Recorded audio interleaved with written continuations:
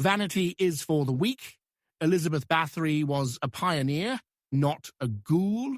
Gather around, my intellectually starved pupils, and let me tell you a story. It is a tale of a formidable woman, a sprawling fortune, and an ocean of blood. You have heard it before, whispered in breathless, dramatic tones on your little television programs.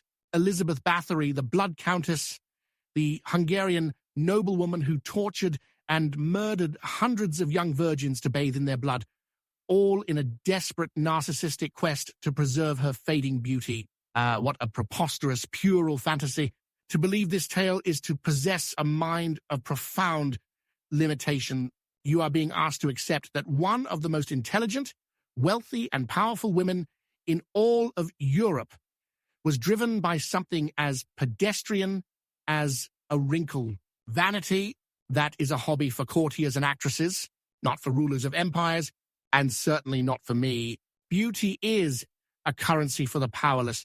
True power, the kind I wield, is a force of nature. She understood the difference. Elizabeth Báthory was not a monster of vanity. She was a titan of forbidden science, and her castle was not a torture chamber. It was a laboratory for the most audacious research project ever conceived. The ghastly fairy tale. You were sold. Let us first examine the lurid fable. It's a rather potent piece of propaganda, I'll admit. Born in 1560 into one of Hungary's most noble Protestant families, Elizabeth was a woman of formidable intellect and will. She was married to the warrior Ferenc Nadasdy, the Black Knight of Hungary, and while he was off waging war, she managed their vast estates with ruthless efficiency. The legend, of course, begins with his death. With her youth fading, her obsession with her appearance supposedly curdled into a homicidal mania. A drop of a servant girl's blood splashed upon her hand seemed to restore the skin's youthful luster. And so the slaughter began. She and her cabal of servants lured hundreds of peasant girls to Chartich Castle with promises of work. There, they were subjected to unspeakable tortures and bled for the countess's infamous baths. When the supply of local girls ran thin, she turned to the daughters of the lesser nobility, a fatal miscalculation that finally brought her to the attention of the authorities. King Matthias II assigned the investigation to her rival, György Thurzó, who stormed the castle and allegedly caught the countess red-handed. Her accomplices were tried, tortured into confession, and executed. Báthory, due to her noble status, was spared a public trial and walled up in a set of rooms in her own castle until her death. It is a neat, terrifying story, perfectly packaged for the slack-jawed consumer of cheap horrors. It requires no thought, only a shudder. You wanted horror, you wanted a vampire, you always want the bedtime story. Truth is rarely so flattering.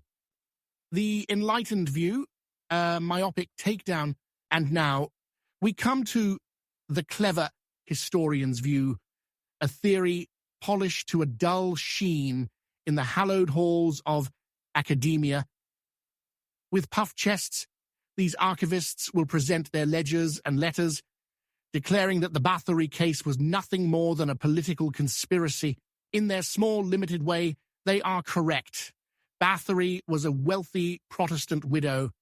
King Matthias II owed her a fortune he could not repay. György Thurzó coveted her lands. Of course, they conspired against her.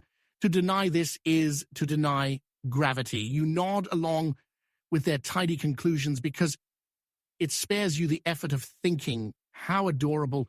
But the modern historian, in his tireless quest for the mundane, stops there. They congratulate themselves on finding the dusty receipts for a political assassination while missing the alchemical laboratory humming beneath their very noses. They see the motive for her arrest, but they lack the intellectual courage to interrogate the nature of her work. Their truth is just a more boring lie, the unspeakable truth. An alchemical research project to understand what truly happened at Chartich You must discard the pathetic motives of both vanity and greed. You must think bigger. Elizabeth Báthory was not a sadist. She was an alchemist, a proto-scientist of the highest and most forbidden order. Her obsession was not with her reflection, but with the fundamental nature of existence. She was pursuing the quintessence, the legendary fifth element, the vis vitalis, the pure, uncorrupted life force that animates all living things. The girls brought to her castle were not victims of vanity. They were biological specimens. They were chosen for their vitality, as their blood was believed to contain the purest concentration of this life essence. Báthory was not bathing in blood. She was attempting to distill it. Imagine what Thurzo's men truly found. Not a filthy dungeon, but something far more terrifying, a sterile laboratory. They found walls lined not with torture devices, but with charts mapping the body's humors under duress. They found desks littered with coded note sketches of proto-anatomical diagrams intertwined with astrological charts detailing which celestial alignments produce the most potent biological responses. They found forbidden formulae for elixirs and annotated with the precise emotional state of the subject required at the moment of extraction for maximum efficacy, glass vessels filled with dark sediment, bubbling like organs preserved mid-scream. I can already hear you squirming. Surely this is madness. Yes, madness to minds like yours. To minds like mine, it is methodology. Her torture devices were clinical instruments. Her goal was to isolate the essence of life itself. They couldn't call her a heretic. Her family was too powerful. So they called her a monster. It is the same tactic used today when a discovery threatens the established order. Her work was buried as witchcraft. Today, they would call it fringe science or dangerous misinformation. The method hasn't changed, only the branding. The real reason they walled her up. Thurzo and the court of King Matthias did not move against Báthory because they were offended by the murder of peasant girls.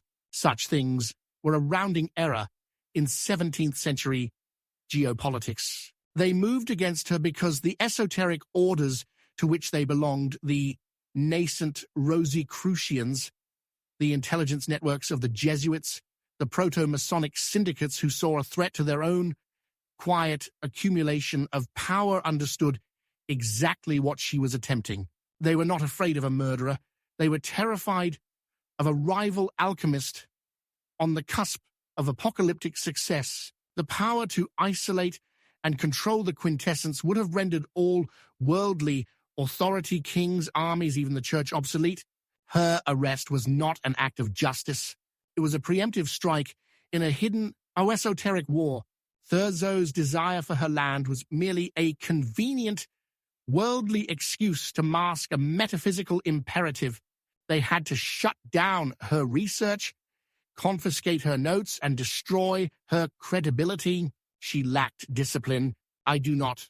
That is why her notes were buried and mine endure. And so they created the perfect cover story. The vain, mad countess. She reached too far, too recklessly. I, of course, would have succeeded. That is why I am here to tell you the story, and she is bricked up in legend. They buried her brilliance in stone and told you it was vanity, and you faithful little lambs still repeat it. Director Silas Thorne does not. You may continue to bleat the bedtime story. I will continue to collect the truths you cannot handle.